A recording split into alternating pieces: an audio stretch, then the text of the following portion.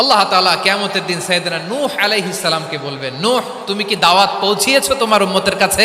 নূহ আলাইহিস সালাম বলবেন, হ্যাঁ আমি পৌঁছিয়েছি। এবার নূহের উম্মতকে আল্লাহ জিজ্ঞেস করবেন, এ নূহের উম্মতেরা, তোমাদের নবী নূহ কি দাওয়াত পৌঁছিয়েছে?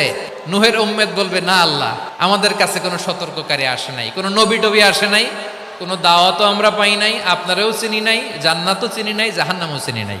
নূহ আলাইহিস সালাম বিপদে পড়ে যাবেন। তখন আল্লাহ বলবেন, নূহ তুমি বললা পৌঁছিয়েছো, তোমার উম্মত বলে কিছু পায় নাই, নূহ তোমার পক্ষে কোনো সাক্ষী আছে? নূহ আলাইহিস সালাম বলবেন, আছে। কে? উম্মতে মুহাম্মাদি। তখন আমরা বলবো, আল্লাহ, আল্লাহর নবী নূহ আলাইহিস সালাম তিনি আপনি যা যা বলেছেন ঠিক তা তা তার উম্মতের কাছে পৌঁছে দিয়েছে। এবার নূহের উম্মতের সাথে আমাদের ঝগড়া লাগবে। তারা বলবে, তোমরা আসছো আমাদের হাজার হাজার বছর পরে, তোমরা কি করে জানলা? তোমাদের সাক্ষী ধর্তব্য হবে না? আমরা তখন বলবো, আমাদের কোরআনে তোমাদের নবীর নামে আল্লাহ তাআলা একটা সূরা নাজিল করেছেন, সূরাতে নূহ। আওয়াজ করে পড়েন আল্লাহু আকবার। আমরা বলবো, আমাদের কোরআনে তোমাদের নবীর কথা আল্লাহ আমাদেরকে জানিয়েছেন, দিন রাত এক করে তোমাদের কাছে তিনি দাওয়াত পৌঁছেছেন। তোমরা কানের মধ্যে হাত দিয়ে রাখতা, চেহারাটা কাপড় দিয়ে ঢেকে রাখতা, আল্লাহর নবী নূহকে পিটিয়ে ছালা দিয়ে পেঁচিয়ে তোমরা পাহাড়ে তুলে রেখে আসতা, সব আমরা জানি। আমরা যখন বলবো এই কথা, নূহের উম্মত চুপসে যাবে।